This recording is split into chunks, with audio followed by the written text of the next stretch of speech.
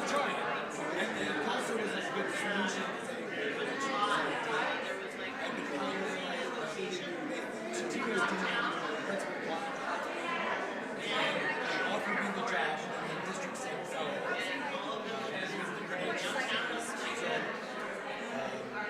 So that's why I've been talking about it.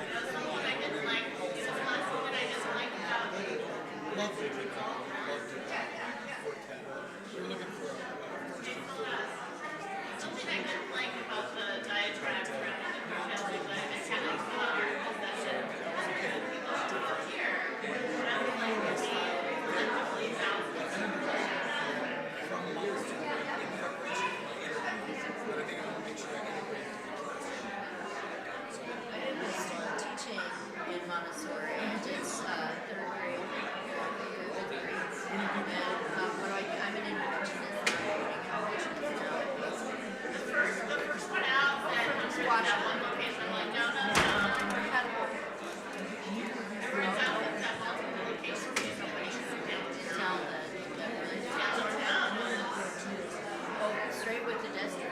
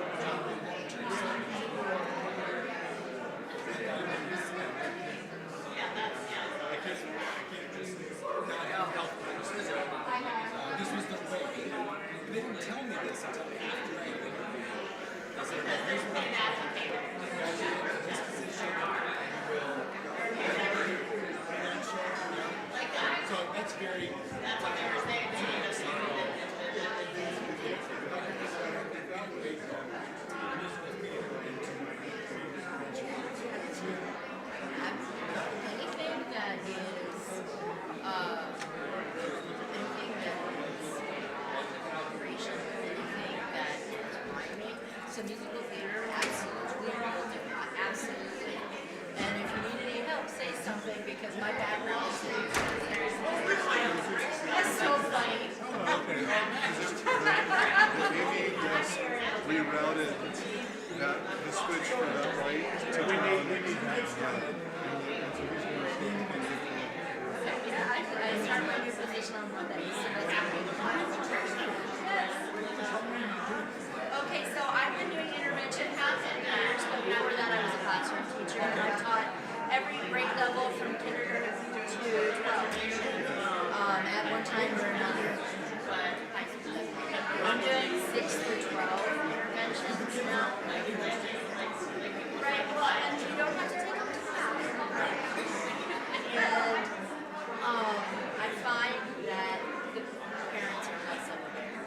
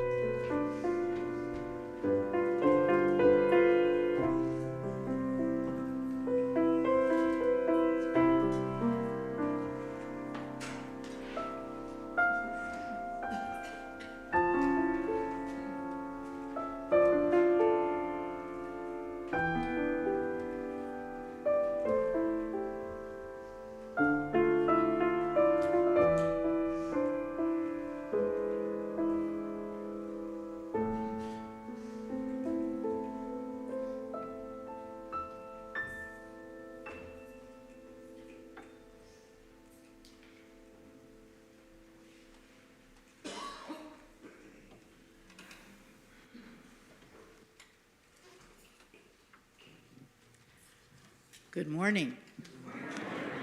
And welcome to this service of worship at the Unitarian Universalist Church of Tucson on Sunday, October 19th, 2025.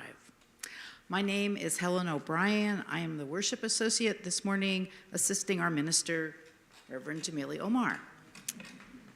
Whoever you are, whoever you have been, and whoever you are becoming, we welcome you and invite you to bring your whole self here now. Now for some housekeeping. There are gender-specific bathrooms out the glass doors behind you and to your right. There's an accessible, inclusive single-stall restroom in the alcove behind the AV desk, and 2 more in Goddard Hall, which is out the doors to your left and across the patio. It's, I'm not good with the stage directions. On Sunday mornings, this sanctuary, our parking lots, and our children's classrooms are open to all without invitation. However, we have designated a number of other areas as private, even on Sunday morning. Private offices are labeled, and entry to those spaces are by invitation only for us and for any law enforcement officers, including ICE, unless they have a proper judicial warrant. If you do not feel safe and need to take advantage of these spaces, you are invited to use one of them. With that in mind, let us remember those desert people who came first to this place and whose land was taken in successive acts of displacement and genocide. We recognize and honor the Atam, the Yaqui, and the Apache. We also honor the Hohokam and the many other ancient indigenous peoples whose names are not known to us. As we move more deeply into the sacred space of worship, please know that you are indeed welcome here. Our community is striving to become as varied as the blooms of the Sonoran Desert. So whether you walked in, rolled, or skipped, wherever you are on your spiritual journey, whatever cultural and ethnic background you claim, whatever your immigration status, whomever you love, however you identify your gender, and in whatever way you choose to express it, you are truly welcome here. We especially welcome any new visitors this morning. If you are new and feeling up to it, we invite you to raise your hand so we can welcome you warmly.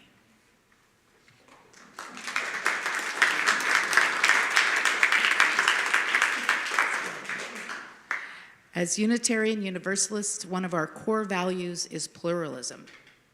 We celebrate that all are sacred beings, diverse in culture, experience, and theology. We declare that there are many paths to the sacred. We hold fast to the notion that one religion does not hold all truth for all time, not even Unitarian Universalism. We maintain that a free, open, and respectful dialogue is one of the primary ways our theological perspectives evolve and grow. Oh, I've got a hard one for you this morning.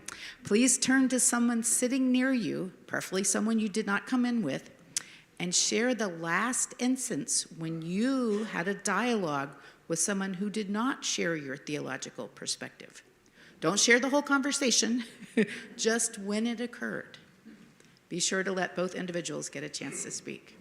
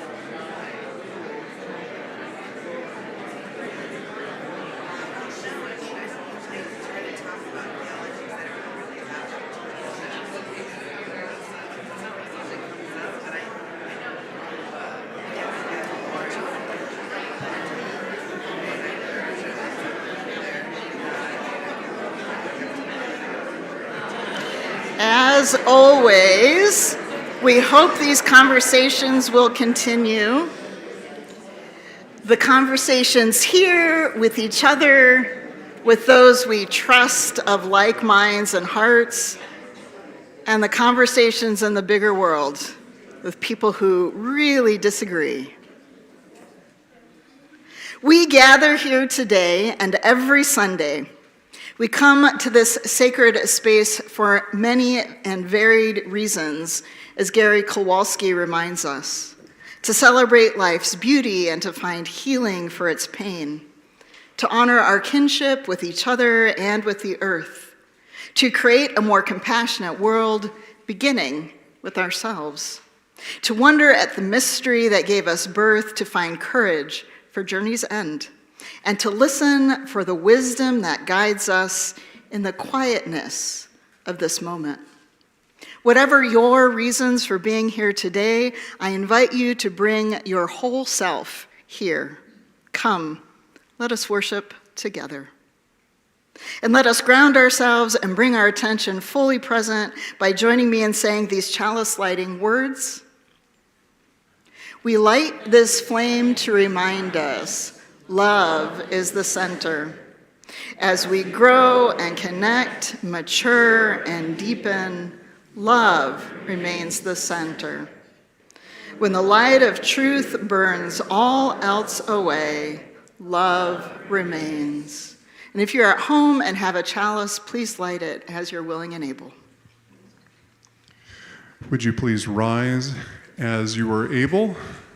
And let's sing together, Gather the Spirit. Hymn 347 in the gray hymnal. The words will be projected on the screen for those that would prefer that. And there are always hymnals available. If you want to hold one, ask me later.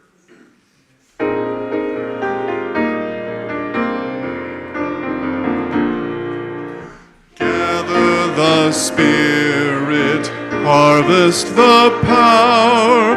Our songbird fires will kindle one flame. Witness the mystery of this hour.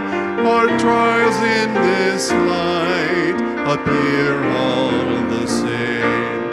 Gather in peace, gather in thanks, gather in sympathy now and then. Gather in hope, compassion and strength.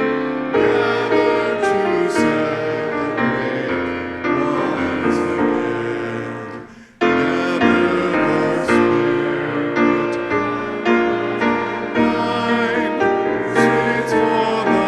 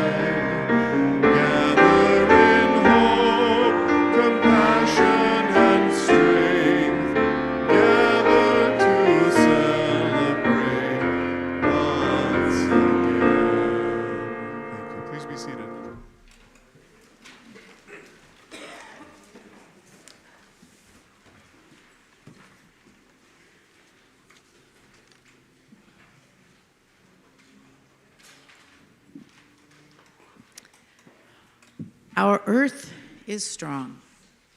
It can hold our pain and our joy, our love and our anger, our shared bowl, which we use for joys and sorrows each week. It's strong enough to hold the big rocks, our collective celebrations and mournings. And we also have smaller stones that will be added to signify our individual joys and sorrows. We who live in the desert know that water is a life-sustaining and sacred resource. Let us remember those who are walking through our desert right now without access to water. We pour water to represent the supplies of water left for those who show compassion for anyone crossing our desert to find a better life for themselves and their children. If you have a joy or sorrow to share out loud, I invite you to go to menti.com and put in the code 78513133.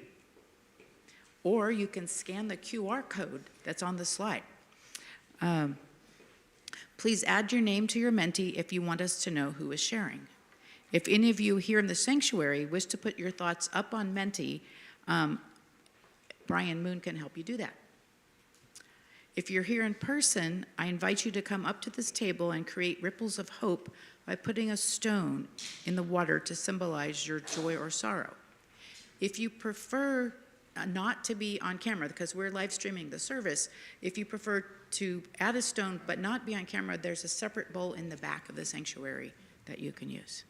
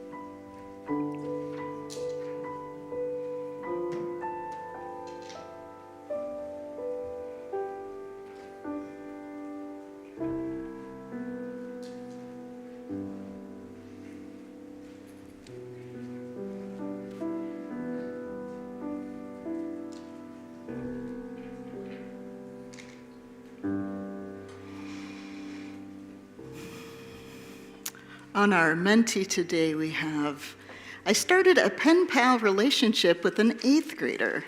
I think it's very cool, and I feel good about it. FV, that is neat. Multi-generational mentoring, I love it. We went through our photo albums for remembrance of our recently departed stepdaughter. It is good to remember. Amen. And I hope you can hold those memories close. Heartbroken that so many don't see what I see and that gladly consume lies. Friend, I feel like you read my sermon today. So proud to have gathered with thousands of fellow Tucsonians yesterday at the No Kings rally, a joyful day.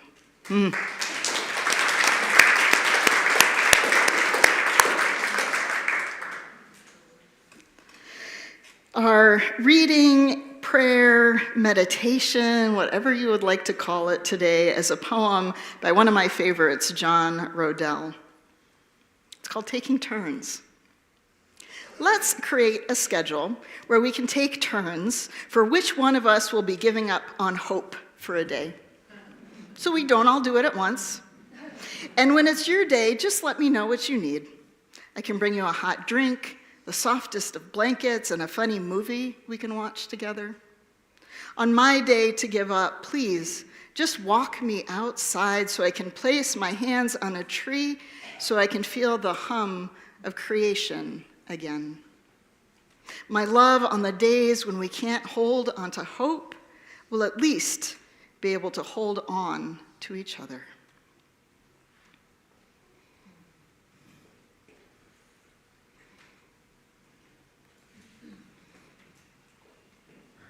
Sometimes I get caught up in the poem and forget to do the next part.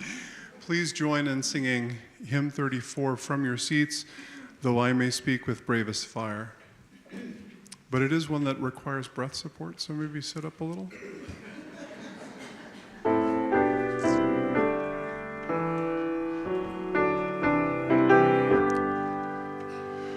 Though I may speak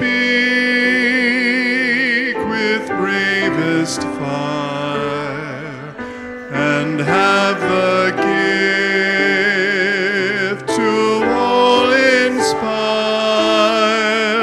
but have not love, my works are vain as sounding brass and hopeless gain. Though I may give all I possess, and striving so my love profess, but not be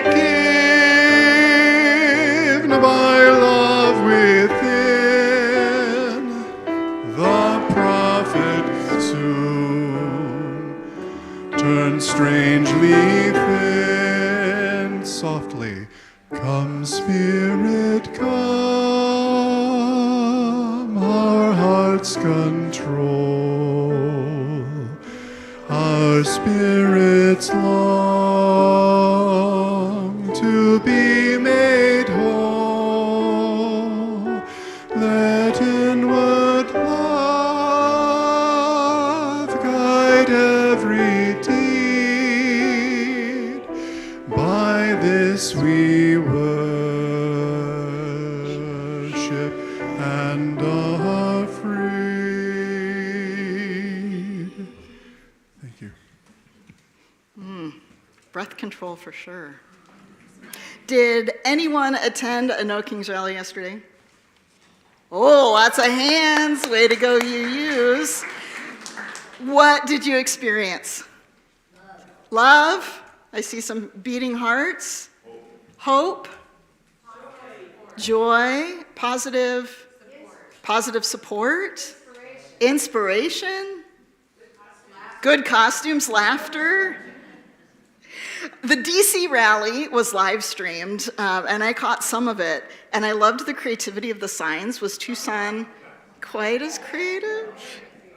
One was, I fought for freedom, not fascism. One had an orange monarch butterfly, and underneath it it says, the only orange monarch I want. Make Orwell fiction again. Hate will never make America great. Science, not batshit craziness. The speakers in DC were powerful and diverse. They represented all ages, all social issues, all classes, races, and abilities. Then there were more than a few tweetable sound bites. In a protest with the explicit goal of bringing, quote, communities across the country to hit the streets to condemn the Trump administration's escalating abuses of power, we heard people say things like, it's not about hate, it's about love, love of America. Come to our side, the Democrats, not the big D Democrats, the political party, but the side that believes in our democracy. America has no kings. The power belongs to the people. And a short paraphrase of Bernie Sanders, he was there. The consolidation of power this time around is again about gathering not only power, but wealth in the hands of a shrinking few who will have the divine right to rule over the masses of the poor and disenfranchised. Friends, that's us. Here's what I find so fascinating about how these protests were situated. Mostly they didn't call for installing their own people as dictators. They didn't suggest retribution or retaliation, but they called for continuing to allow us, the people, to choose our government through democratic processes, to continue to have a democracy with freedoms and responsibilities that come with, a democracy which continues to expand who is considered a full participant. They named democratic precepts like due process, laws that apply to everyone equally, truth and real history being taught in schools, libraries that aren't censored, armed militia who don't hide behind masks and disappear people off the streets, where conflicting ideas flourish and we have the ability to speak them without violence. What ultimately these rallies are doing is telling the truth. Authoritarianism cannot stand the truth. It will crumble under the weight of what is true. And there are so many voices, major and minor, telling us the truth. Look at the videos from war-torn Portland, showing how not war-torn it in fact is. Listen to the truth coming from the comedians and the news pundits, the local and national activists, and even in DC, Bill Nye the Science Guy. If this is not prophecy and a prophetic moment, don't know what is. Prophecy is one of those things we relegate to either old-time religion, such as the Revelation and Christian and Hebrew scriptures, or maybe we think of prophecy as something that today's cult leaders or scam artists rely on, telling our future in order to swindle us out of our money. But Bart Ehrman, doctor, professor of religion and biblical studies, was raised as a fundamentalist Christian and lost his faith later in life. He identifies today as an atheist and has the unique position of being able to speak both from within fundamental Christianity and studying it from the outside as an academic. Ehrman writes that unlike our contemporary understanding of prophecy as fortune-telling or predicting the future, Hebrew prophets were not in fact telling the future. He says, quote, they, as a rule, the prophets, are individuals called by God to speak words of judgment against the nation, its rulers, and or its religious leadership, including false prophets. Prophets are called to speak the truth, even when it's against the nation, the leadership, or the religious establishment.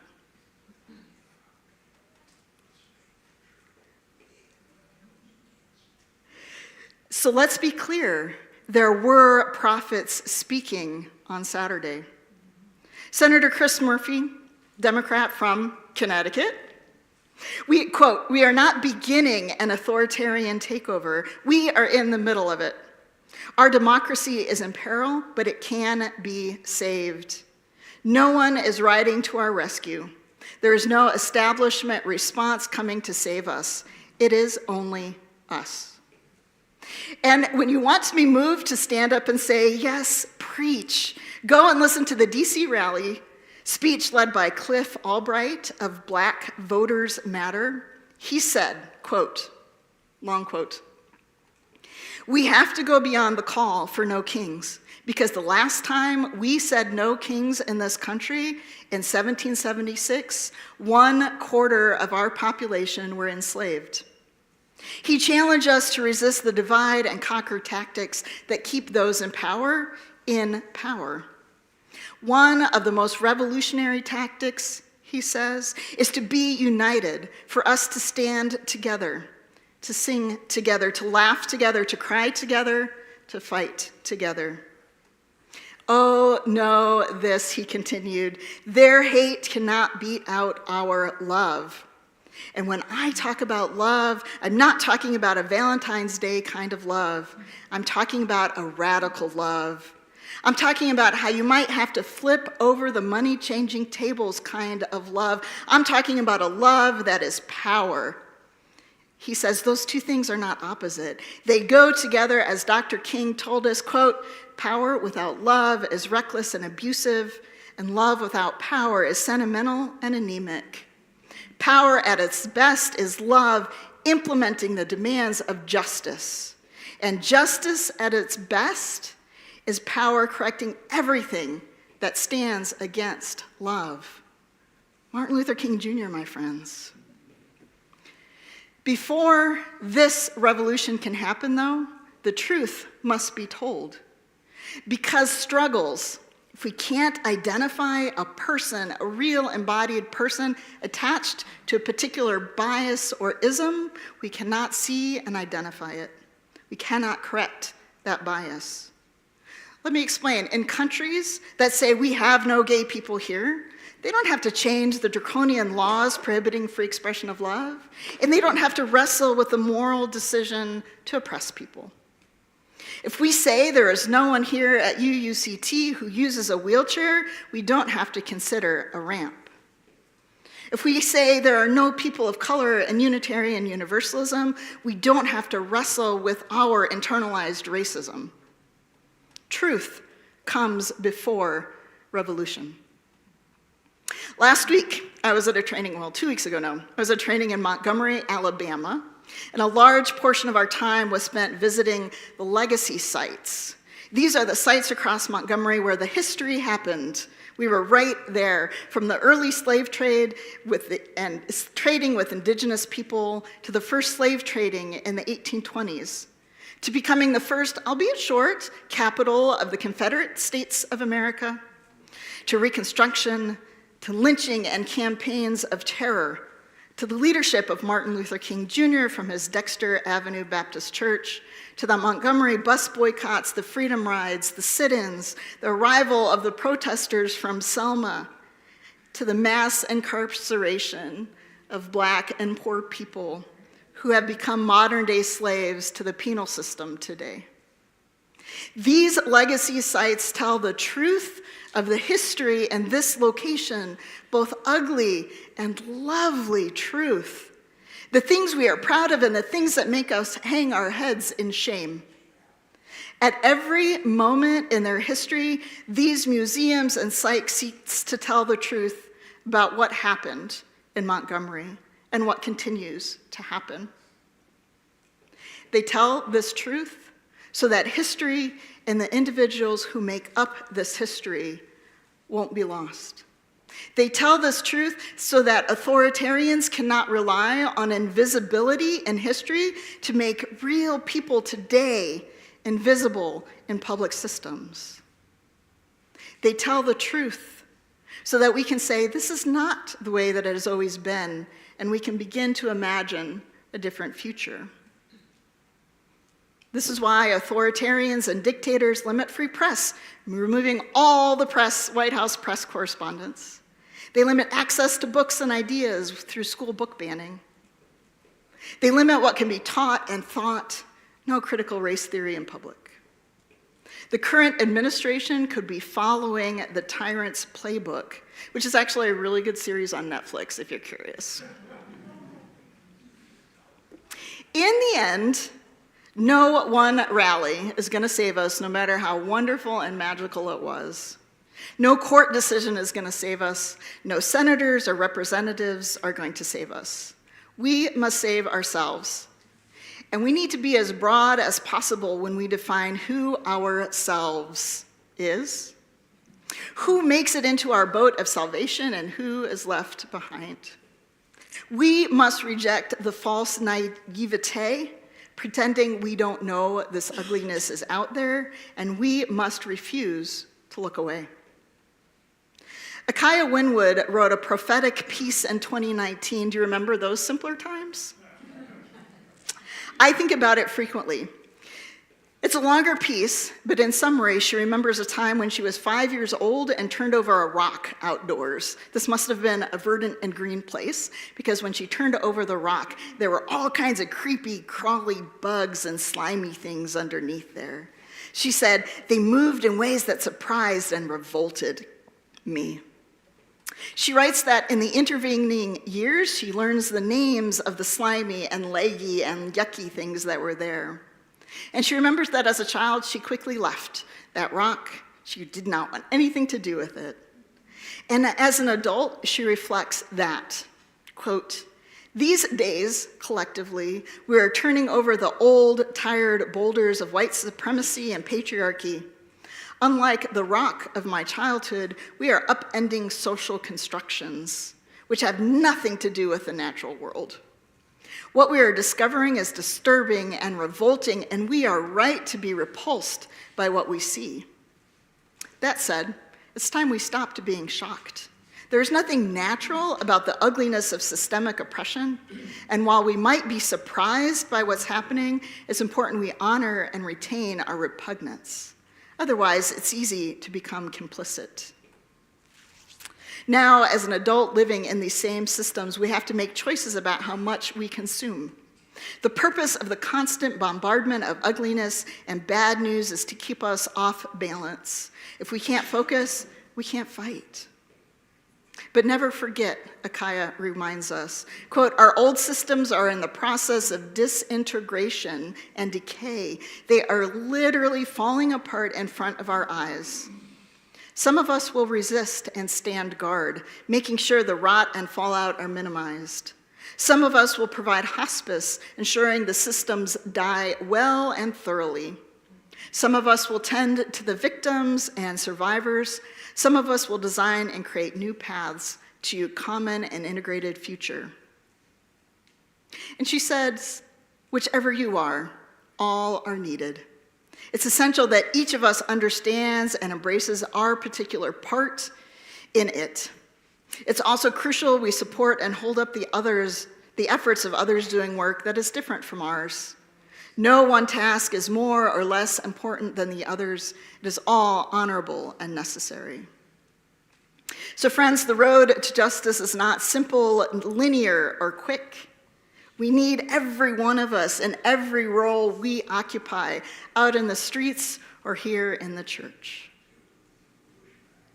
One of the questions we inadvertently skipped on our Ask Me Anything service 2 weeks ago was, quote, does UUCT have a free pulpit?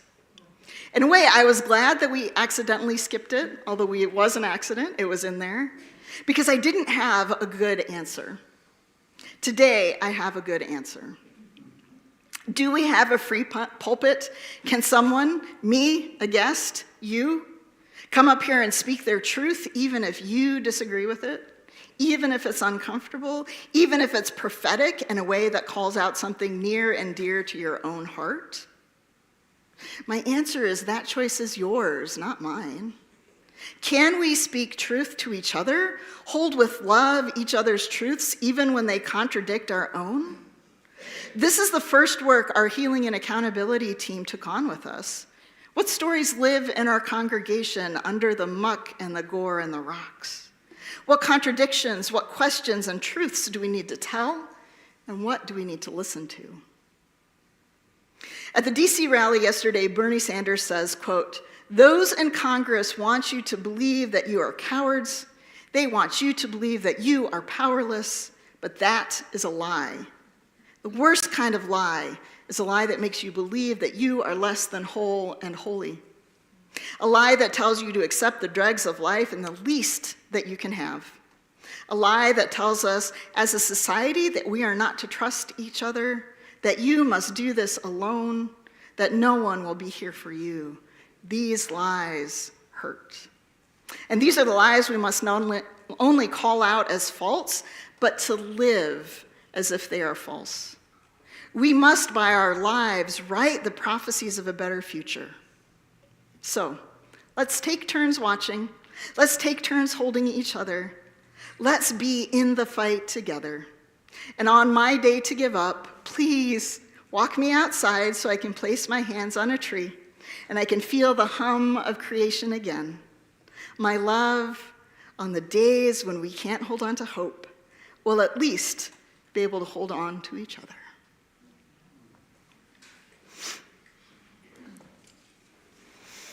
Offering. Thank you.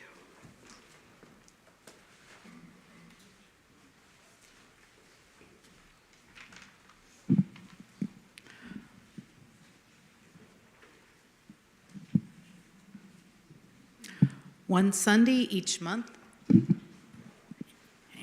is designated as Share the Plate Sunday, on which we give half of the non-pledge collection to a community organization whose mission we support. Generosity is a spiritual practice, and Share the Plate is an expression of this mission. Arizona's Senior Pride is our Share the Plate recipient this month. I have a statement from their mission statement. Southern Arizona Senior Pride is invested in empowering all LGBTQI+ older adults. We desire to claim all of the incredible diversity within our community. We are richer when all voices are heard, all cultures are respected and enjoyed, and all of us contribute to the well-being of each other individually and collectively. Resilience in our community is profoundly influenced by a sense of belonging. In a world where we are rejected, left out, and invisible, belonging enables us to survive, find meaning, and thrive. Historically, some people have not considered Senior Pride an organization that serves their unique needs, experience, and culture. We will not be complicit in the falsehoods that white, young, cisgendered, educated, wealthy people without disabilities and men are more valuable and superior. We strive to divest from these falsehoods and invest in the wealth of the valuable diversity that more honestly defines our society.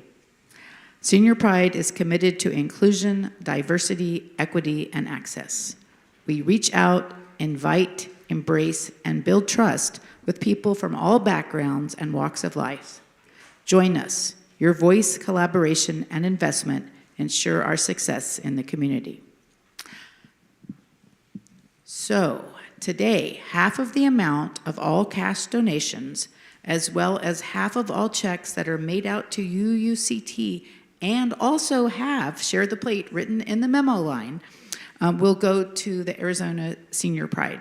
If you are joining us virtually, you can send a check to the office with Share the Plate in the memo or give online at uuctucson.org/donate. If you give online, be sure to indicate that your donation is for Share the Plate. This church is supported by the voluntary generosity of all who join us. The offering will now be given and received in grateful appreciation of our shared hopes and values. The ushers will now receive your donations.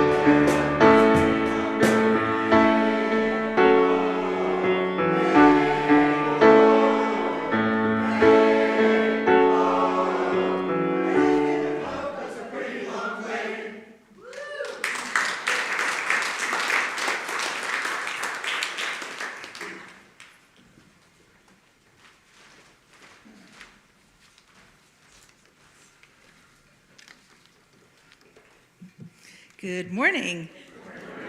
I'm Wendy Gordon Weeks. I am the president of this amazing congregation.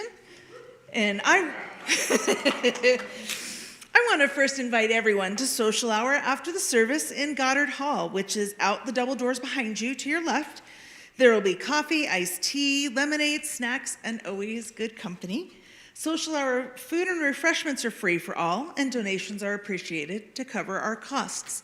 Today, they'll also be serving a salad lunch, and it is a minimum $5 donation, although they'll gladly take more if you're willing.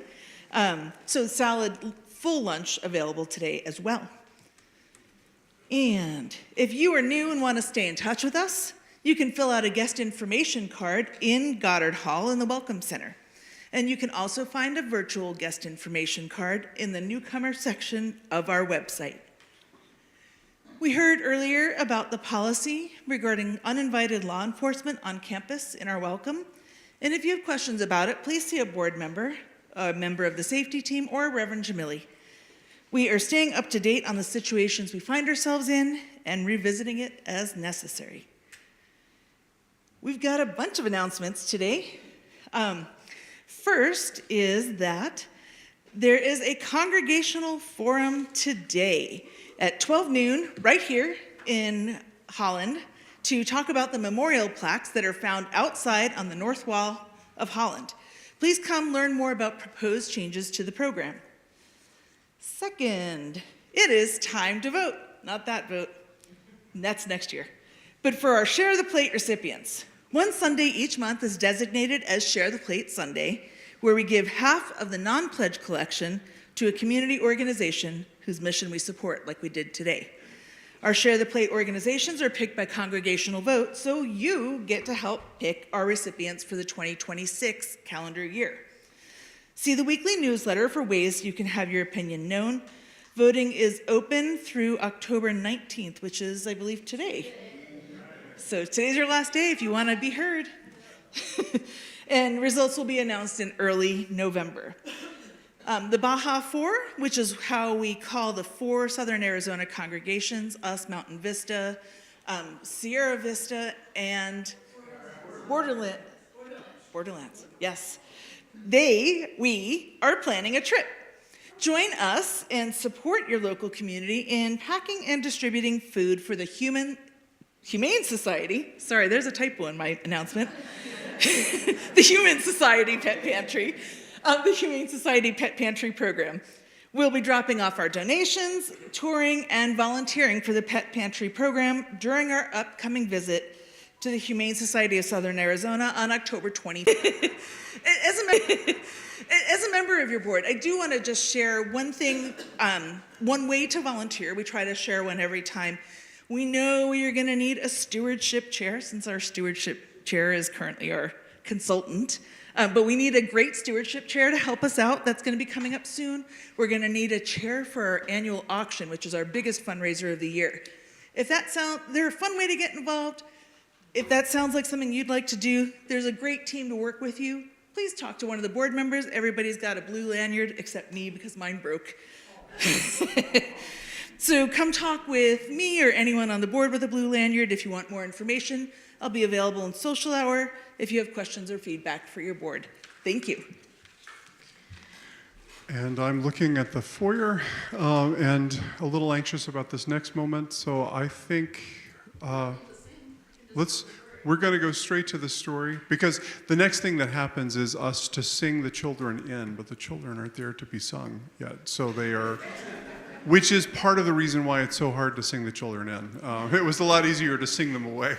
Anyway. They're making Halloween they're probably art today, so they probably would rather do that. I can speak for one. They probably don't want to come at this point. No, they probably do that than listen to me. But I have a story for us today, friends. Now, keep in mind, this is fiction. This means it didn't really happen. There were no animals harmed in the making of this story, okay? Are we all on board with that? Imaginary animals. Okay, so once upon a time, there was a beautiful and powerful tiger. Now, if the kids were here, I would say, make your tigers. Roar! Right, thank you. One day, she was captured by a mean and cruel man who put her in a cage. What would it feel like to be in a cage? Yeah, it'd feel pretty awful, huh? Every day, he would bring her a bowl of water and some food for this very, very lonely tiger. Sometimes the tiger would see her reflection in the bowl of water and she would say, "My, I must be a beautiful tiger." But the man, he was cruel and mean, remember? He says, "You are not a beautiful tiger, you're a very ugly, pitiful creature." Sadly, the tiger would believe the man. Some days, after the tiger ate her food, she would walk back and forth in her small little cage, and she would feel energy and power moving through her body, and she would say, "My, I must be a powerful tiger." And what did the man say? "No, you are weak and puny. You are a pitiful creature." And sadly, she believed him. Then one day, when the man was nowhere around, a lion, not a tiger, a lion happened to walk by the cage. The lion saw the tiger inside and spoke to her.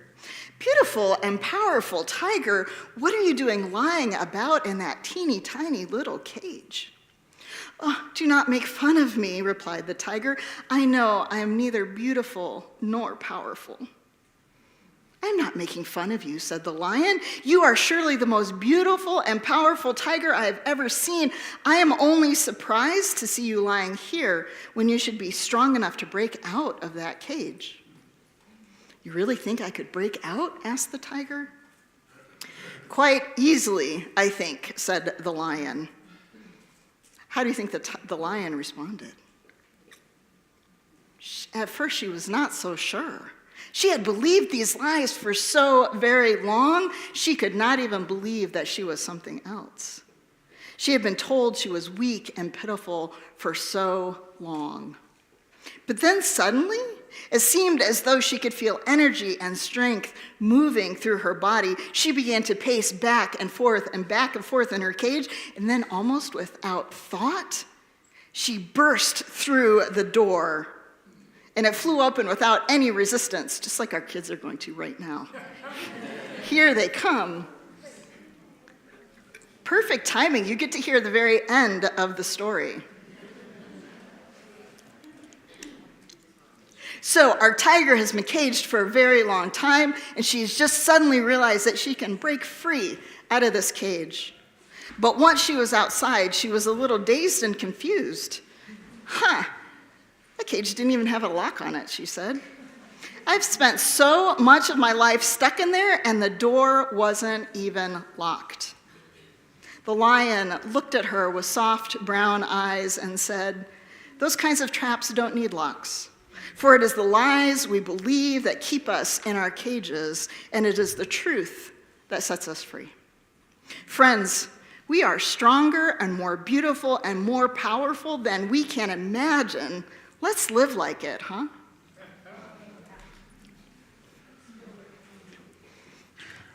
With that in mind, please rise as you are able to sing the final song today, "The Fire of Commitment." It's 1028 in the teal hymnal, and the words will be projected on the screen.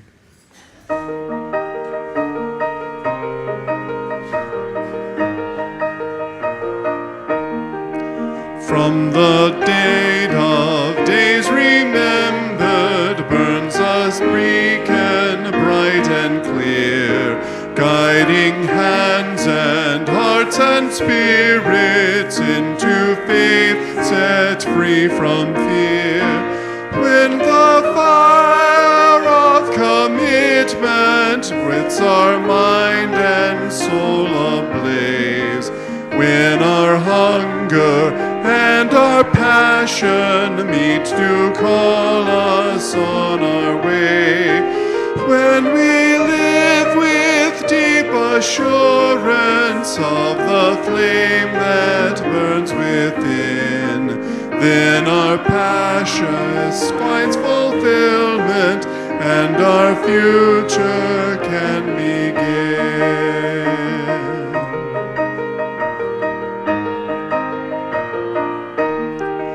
From the stories of our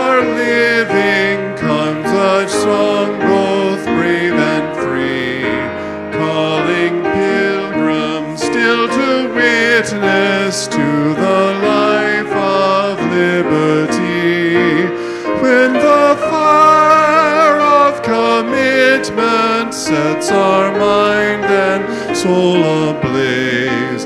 When our hunger and our passion meet to call us on our way, when we live with deep assurance of the flame that burns within, then our promise finds fulfillment and our future can begin.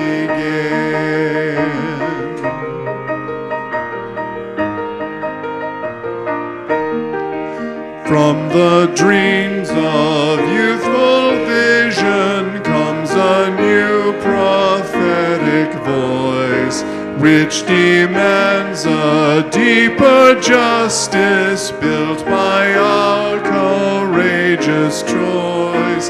When the fire of commitment sets our mind and soul ablaze, when our hunger and our passion meet to call us on our way, when we live with deep assurance of the flame that burns within, then our promise finds fulfillment and our future can begin.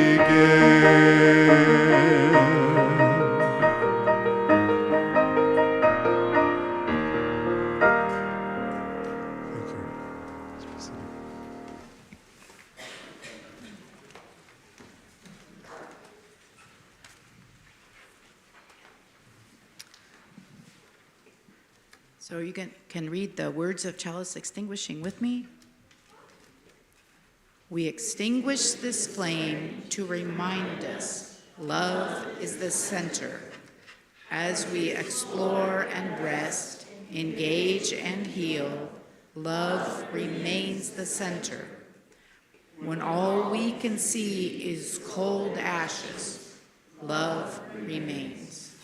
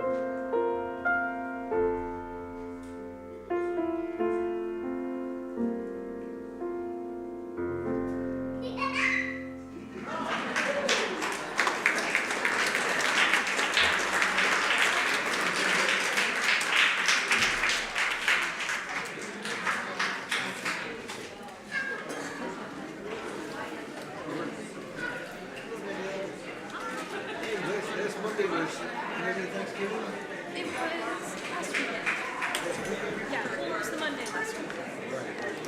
I'm so jealous.